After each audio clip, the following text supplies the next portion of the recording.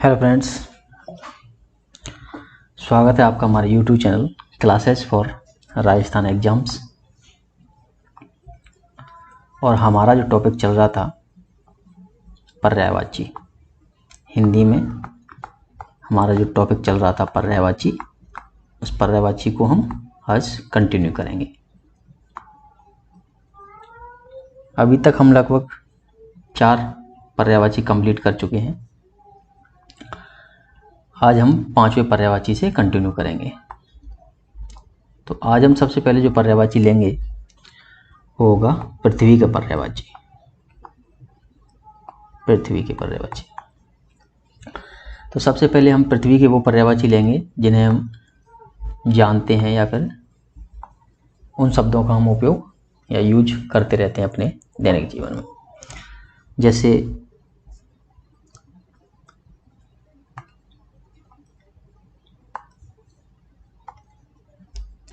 भू, भू माने पृथ्वी। भूमि, भूमि का अर्थ भी पृथ्वी से होता है। भूमि का हम यूज करते रहते हैं। भू शब्द पृथ्वी का पर्यायवाची होता है। जैसे शब्द है धरा, धरा शब्द भी पृथ्वी के लिए उपयोग में लिया जाता है। और धरती। तो ये जो पर्यायवाची हैं जैसे भू, भूमि, धरा, धरती, तो ऐसे शब्दों को हम पढ़ते रहते हैं। ये पृथ्वी के पर्यायवाची। इसके अलावा अब हम वो पर्यायवाची लेंगे जिन्हें अर्थ के आधार पर हम निर्धारित करते हैं कि ये पृथ्वी के पर्यायवाची हैं। जैसे शब्द है एक वसुधा। शब्द है वसुधा। वसुधा को पृथ्वी का पर्यायवाची क्यों कहा जाता है? तो ये शब्द बना है 2 शब्द। वसु, वसु का अर्थ होता है संसार।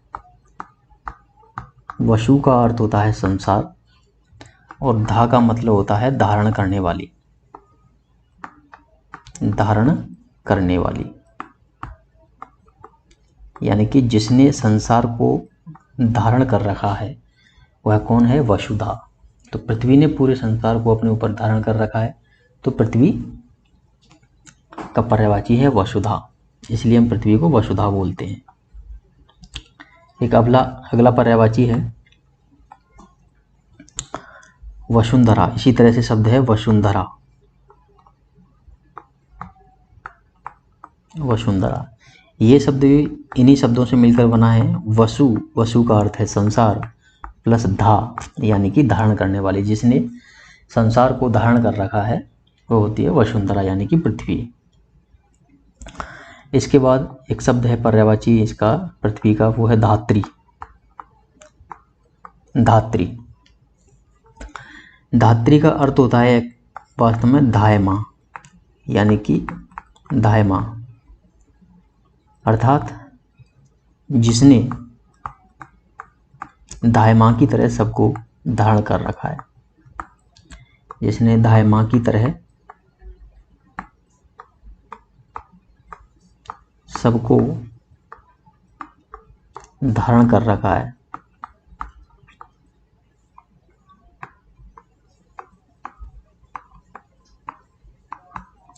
तो उसको हम धात्री बोलते हैं। तो पृथ्वी ने सबको धारण कर रखा है, सभी जीव जंतुओं को, इसलिए हम पृथ्वी को धात्री भी बोलते हैं। पृथ्वी के लिए एक अगला पर्यायवाची है अचला। पृथ्वी के लिए हम शब्द अचला का प्रयोग भी करते हैं। अचला क्यों कहते हैं? देखो, ये शब्द बना है अचल से। अचल का मतलब होता है जो चल नहीं सकता। देखो, चल का मतलब होता है चलना, और चल के आगे जब आ जुड़ जाता है वो हो जाता है अचल। यानी कि ऐसी वस्तु जो चल नहीं सकती, और पृथ्वी भी है चल नहीं सकती, तो उसको हम पृथ्वी को अचला कहते हैं। क्या कहते हैं? अचला, यानी कि जो चल नहीं सकती। जो चल नहीं सकती, जो चल नहीं सकती उसको हम कहते हैं अचला। ऐसे पृथ्वी का पर्यायवाची एक धरणी। धरणी, धरणी का अर्थ भी होता है धारण करने वाली। तो पृथ्वी ने सबको धारण कर रखा है, इसलिए पृथ्वी को हम बोलते हैं धरणी, धारण करने वाली। पृथ्वी का अगला पर्यायवाची है जिसको हम कहते हैं धरित्री। धरित्री, धरित्री का अर्थ भी है जो सबको धारण करती है।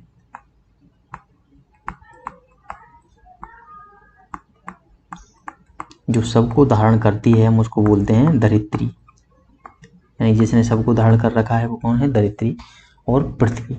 ठीक, इसके अलावा हम पृथ्वी के जो अन्य पर्यायवाची हैं,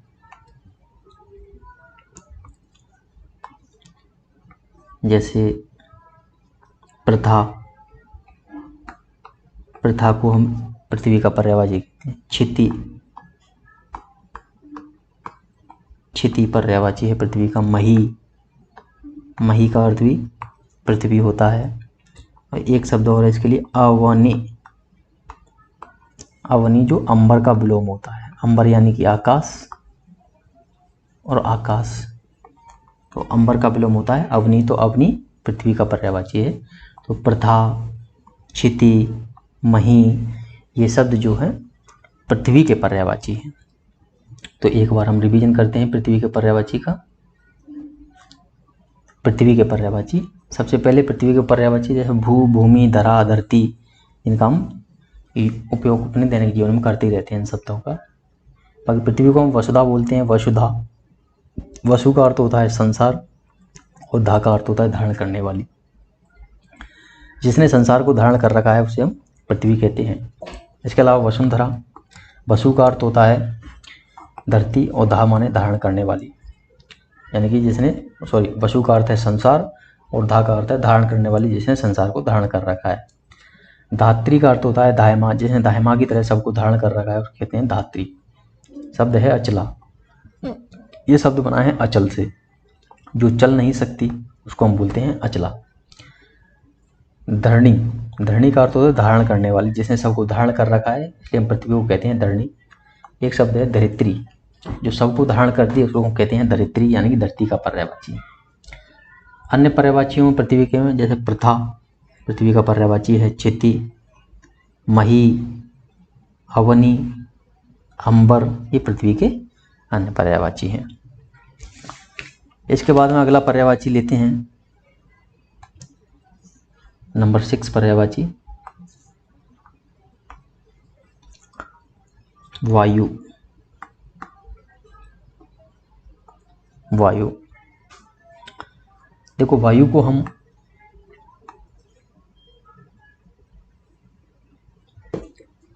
हवा,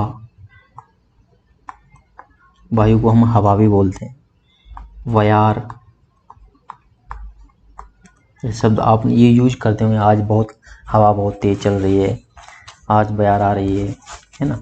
और पृथ्वी को हम वायु को हम पवन भी बोलते हैं, तो पवन भी एक इसका पर्यायवाची है। इसके अलावा हम वायु को वात भी बोलते हैं। वात, वात माने भी वायु होता है। देखो आपने एक शब्द सुना होगा जब आप विज्ञान पढ़ते हैं, निर्वात। निर्वात यानी कि वह स्थान जहाँ पर वायु नहीं होती है, वायु नहीं होती उसको हम बोलते हैं निर्वात। वह स्थान जहाँ वायु नहीं होती है निर्वात होता है। ये दो शब्दों से मिलकर बना है निर प्लस वात, है ना। वात माने वायु और निर माने जहाँ वायु नहीं होती है। इसके अलावा वायु के अन्य पर्यायवाचियों में अगर हम देखें तो वायु के अन्य पर्यायवाची भी हैं, जैसे वायु को हम अनिल भी बोलते हैं। अनिल, अनिल माने वायु।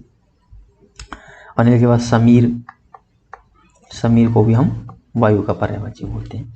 तो ये हुआ आपके वायु के पर्यायवाची। वायु के पर्यायवाची में हवा, बयार, पवन, ये वो शब्द हैं जिन्हें हम दैनिक जीवन में यूज करते रहते हैं। इसके अलावा वायु को वात भी बोलते हैं।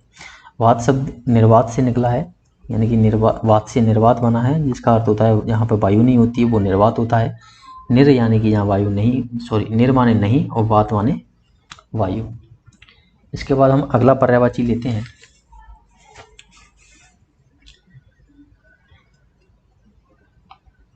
नंबर 7 पर्यायवाची संसार। संसार का पर्यायवाची,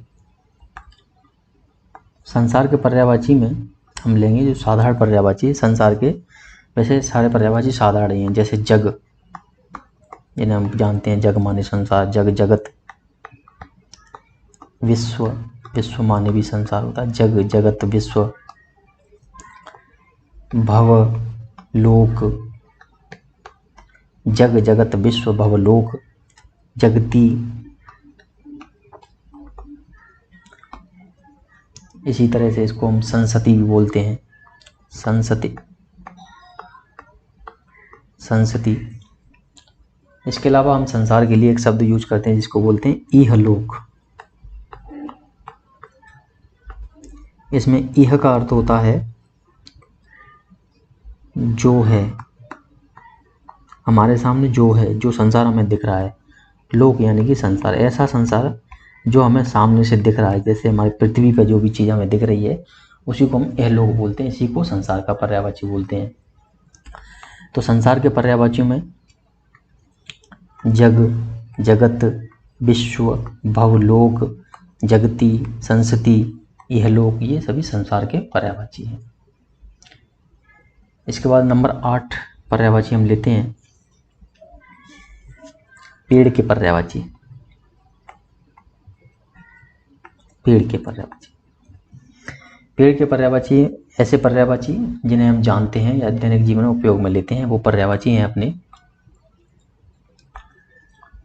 जैसे वृक्ष, ये पेड़ के पर्यायवाची होते हैं। इसके बाद पादप पेड़ के पर्यायवाची होते हैं। इसके अलावा रुख, ये पेड़ के पर्यायवाची होते हैं। इसके अलावा अन्य पर्यायवाची में देखें जिन्हें हम अर्थ के आधार पर हम पेड़ के पर्यायवाची रखते हैं, जैसे विटप, एक शब्द होता है जिसके विटप, पेड़ का पर्यायवाची है विटप। विटप को हम पेड़ का पर्यायवाची क्यों कहते हैं? क्योंकि ऐसी चीज, विटप का अर्थ होता है ऐसी वस्तु, ऐसी वस्तु जिसमें फैलने का गुण होता है, जिसमें फैलने का गुण होता है।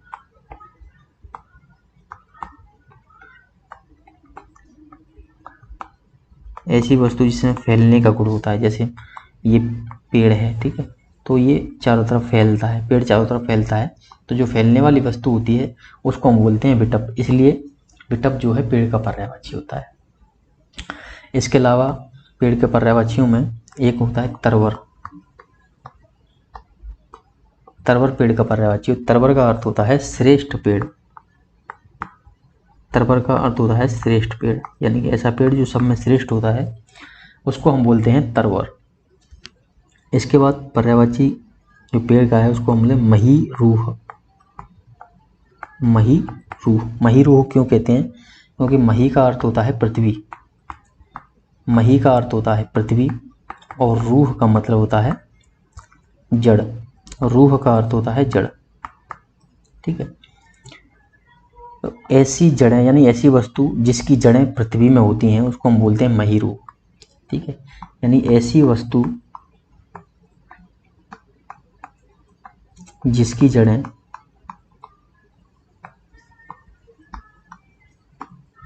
पृथ्वी में होती हैं, ऐसी वस्तु जिसकी जड़ें पृथ्वी में होती हैं, जिसकी जड़ें पृथ्वी में होती हैं वो क्या कहलाता है? महीरूह कहते हैं। तो पेड़ की जो जड़ें होती हैं वो पृथ्वी में होती हैं, इसलिए इसको महीरूह कहते हैं। इसके अलावा अन्य पर्यायवाचियों में अगर हम देखें तो पृथ्वी के अन्य पर्यायवाचियों में जैसे एक पर्यायवाची होता है, पृथ्वी को हम तरु भी बोलते हैं, तरु है ना। इसके अलावा पृथ्वी को हम पेड़ को हम ध्रुव भी बोलते हैं। तो पेड़ को हम तरु भी बोलते हैं और ध्रुव भी बोलते हैं। अब चलते हैं 8 नंबर के पर्यायवाची पे। अगला पर्यायवाची अपना पुष्प, पुष्प के पर्यायवाची, ठीक है। तो पुष्प के पर्यायवाचियों में हम जैसे पुष्प को हम फूल बोलते हैं, जिसे हम जानते हैं, ठीक है। इसके अलावा हम पुष्प को गुल भी बोलते हैं, गुल, जैसे हजारिये गुल रो फूल, जो आपने गाना सुना होगा। तो गुल, फूल, ये वो पर्यायवाची हैं जिन्हें हम जानते हैं, जिनका उपयोग हम अपने दैनिक जीवन में करते रहते हैं। इसके अलावा हम पर्यायवाची लेंगे, जैसे पुष्प को हम सुमन भी बोलते हैं, सुमन, और सुमन का अर्थ होता है सदा प्रसन्न रहने वाला, सदा प्रसन्न रहने वाला, सदा प्रसन्न रहने वाला, सदा प्रसन्न रहने वाला उसको हम बोलते हैं सुमन। तो आपने फूल देखा होगा, किसी भी तरह का कोई फूल देखा होगा आपने, वो हमेशा इस तरीके से खिला रहता है फूल, है ना। जो फूल होता है वो हमेशा इस तरीके से खिला रहता है। तो जो फूल खिला रहता है उसको हम, ये हमेशा हमें ऐसा लगता है जैसे हमेशा खिला रहता है, प्रसन्न रहता है। तो सुमन का अर्थ होता है हमेशा खिला रहने वाला, प्रसन्न रहने वाला, इसलिए सुमन को पुष्प या फूल का पर्यायवाची बोलते हैं। एक पुष्प भी बोलते हैं पुष्प को, पुष्प। पुष्प क्यों कहते हैं इसको? पुष्प जो पुष्प शब्द जो है, पुष्प जो पुष्प शब्द है, इस पुष्प शब्द का जो देसी रूप सामने निकल के आया वो है पुष्प, यानी कि पुष्प शब्द का देसी रूप, पुष्प शब्द का देसी रूप होता है पुष्प, इसलिए पुष्प पुष्प का पर्यायवाची होता है। पुष्प के लिए हम प्रसून शब्द का भी उपयोग करते हैं, प्रसून, प्रसून शब्द का भी उपयोग करते हैं। प्रसून का अर्थ होता है फूल की कली, फूल की कली। तो जो फूल की कली होती है उसको हम प्रसून बोलते हैं। तो प्रसून फूल का पर्यायवाची हो गया। इसके अलावा अन्य पर्यायवाचियों में अगर हम देखें तो फूल के लिए हम कुसुम शब्द का भी उपयोग करते हैं, कुसुम। फूल के लिए हम कुसुम शब्द का भी उपयोग करते हैं।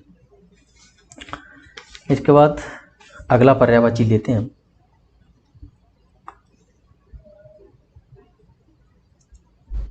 आज का लास्ट पर्यायवाची, नंबर 10 पर्यायवाची, पत्ता, पत्ते के पर्यायवाची। देखो पत्ते को हम पत्र भी बोलते हैं, क्या बोलते हैं? पत्ते को हम पत्र भी बोलते हैं, ठीक है। और पत्ते को हम पात भी बोलते हैं, पात। पत्ते को हम पल्लव भी बोलते हैं, पल्लव। लेकिन हम ऐसा क्यों बोलते हैं इनको, अब ये अर्थ देखें हम इसका। देखो पुराने टाइम में जो पत्ते होते थे, ये जो पत्ते होते थे, है ना, पुराने टाइम में, तो लोग इसी पर लिखकर अपने खत भेजा करते थे, कुछ भी इस पर लिखते थे, है ना, कुछ भी इन पर लिख के अपना जो पत्र व्यवहार करते थे पुराने समय में, बहुत पुराने समय में।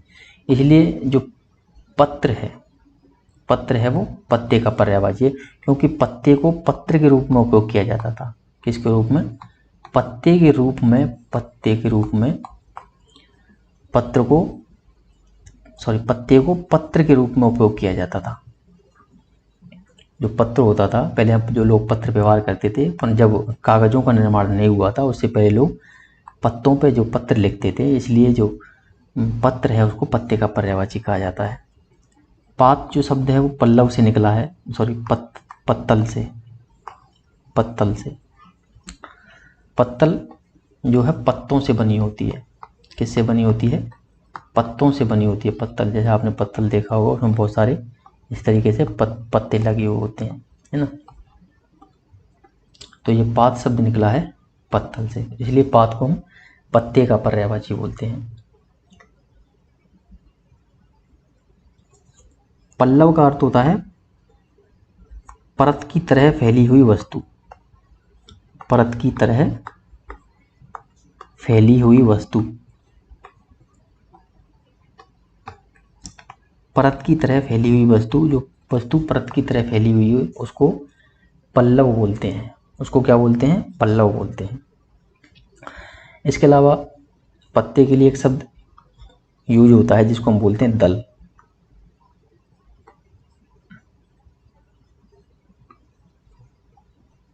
दल। इसके अलावा पत्ते को हम पर्ण भी बोलते हैं, पर्ण, पर्ण क्या बोलते हैं? पर्ण। दल, पर्ण, ये पत्ते के पर्यायवाची हैं। तो एक बार रिवीजन करते हैं इसका। आज हमने कौन कौन से पर्यायवाची पढ़े? सबसे पहले हमने पृथ्वी के पर्यायवाची देखे आज। पृथ्वी, पृथ्वी में भू, भूमि, धरा, धरती। पृथ्वी को वसुधा भी बोला जाता है। वसु का अर्थ होता है संसार, धा का मतलब धारण करने वाली। वसुंधरा भी बोलते हैं इसको। वसु का मतलब संसार और धा का अर्थ होता है धारण करने वाली, इसको हम धात्री बोलते हैं। धात्री का अर्थ होता है दायमा। तो ऐसी चीज़ या फिर ऐसी चीज़ पृथ्वी जो है दायमा की तरह सबको धारण करके रखती है, इसलिए हम इसको धात्री बोलते हैं। पृथ्वी को अचला भी कहा जाता है। अचला शब्द जो निकला है अचल से निकला है, और अचल का अर्थ होता है जो चल नहीं सकता। तो पृथ्वी जो है उसको कहा जाता है अचला, यानी कि चल नहीं सकती है, पृथ्वी में चलने का गुण नहीं होता है, इसलिए पृथ्वी को अचला कहते हैं। पृथ्वी को धरती भी बोलते हैं, यानी कि धारण करने वाली, जिसने सबको धारण कर रखा है उसको हम बोलते हैं पृथ्वी। पृथ्वी को हम धरित्री भी बोलते हैं, जो सबको धारण करती है उसको हम बोलते हैं धरित्री। तो पृथ्वी सबको धारण करके रखती है, इसलिए पृथ्वी को धरित्री बोलते हैं। इसके अलावा पृथ्वी को हम प्रथा भी बोलते हैं, क्षिति भी बोलते हैं, मही भी बोलते हैं, अवनी, अंबर, ये सारे शब्दों का भी हम पृथ्वी के लिए उपयोग करते हैं। अगला पर्यायवाची हमने देखा वायु का। वायु को हम हवा, बयार, पवन बोलते हैं, वात भी बोलते हैं, अनिल, समीर भी कहा जाता है। संसार, संसार को जग, जगत, विश्व, भवलोक, जगती, संसति भी कहा जाता है। इसके अलावा संसार को इहलोक भी बोलते हैं। यह यानी कि जो है वर्तमान हमें जो दिख रहा है, और लोक माने संसार, जो ऐसा लोक जो हमें सामने से दिख रहा है उसको हम संसार बोलते हैं। इसके अलावा हमने पेड़ के पर्यायवाची देखे। पेड़ के पर्यायवाचियों वृक्ष, पादप, रूख, ये पेड़ के पर्यायवाची। इसके अलावा विटप, ऐसी वस्तु जिसमें फैलने का गुण होता है उसको विटप बोलते हैं, और पेड़ भी फैलता है इसलिए पेड़ को विटप कहते हैं। तरवर का अर्थ होता है श्रेष्ठ पेड़, तो तरवर पेड़ का पर्यायवाची होता है। मही रूह, यानी मही माने पृथ्वी और रूह माने जड़, यानी ऐसी वस्तु जिसकी जड़ें पृथ्वी में होती हैं, पृथ्वी के अंदर होती हैं, उसको हम बोलते हैं मही रूह। इसके अलावा हम पेड़ के लिए तरु शब्द का भी उपयोग करते हैं, द्रुम शब्द का भी उपयोग करते हैं। पुष्प के पर्यायवाचियों में पुष्प, फूल, गुल ये आते हैं। इसके अलावा सुमन भी कहा जाता है। सुमन का अर्थ होता है सदा प्रसन्न रहने वाला, तो फूल सदा खिला खिला रहता है, इसलिए हम उसको सुमन शब्द का यूज़ करते हैं उसके लिए। इसके अलावा पुष्प, पुष्प भी बोलते हैं। पुष्प का अर्थ, पुष्प जो है पुष्प शब्द का देसी रूप है, पुष्प पुष्प शब्द का देसी रूप है। प्रसून शब्द का हम इसके लिए यूज करते हैं। प्रसून का अर्थ होता है फूल की कली। इसके अलावा हम इसके लिए कुसुम शब्द का भी यूज करते हैं। आज का अंतिम पर्यायवाची हमने देखा पत्ता। पत्ते को हम, पत्ते के जो पर्यायवाची हैं उनमें सबसे पहला पर्यायवाची है पत्र। पत्र को पत्ते का पर्यायवाची इसलिए कहा जाता है क्योंकि पुराने समय में पत्ते का उपयोग पत्र की तरह होता था, इसलिए हम पत्र को पत्ते का पर्यायवाची बोलते हैं। इसके अलावा पात, पात शब्द निकला है पत्तल से, पत्तल बनी होती है पत्तों से, इसलिए पात को पत्ते का पर्यायवाची कहा जाता है। पल्लव, पल्लव का अर्थ होता है परत की तरह फैली हुई वस्तु, उसको बोलते हैं पल्लव। इसके अलावा दल और पर्ण भी पत्ते के पर्यायवाची होते हैं। तो आज की जो पर्यायवाची की जो क्लास है वो हमारी यहीं समाप्त होती है। और आज सभी दोस्तों से निवेदन है कि अगर आपको ये अच्छा लगता है तो आप हमारे चैनल को सब्सक्राइब करें, हमारी वीडियो को लाइक करें और कमेंट करें, और अपने दोस्तों के साथ में इसको शेयर करना ना भूलें। जय हिंद, जय भारत फ्रेंड्स।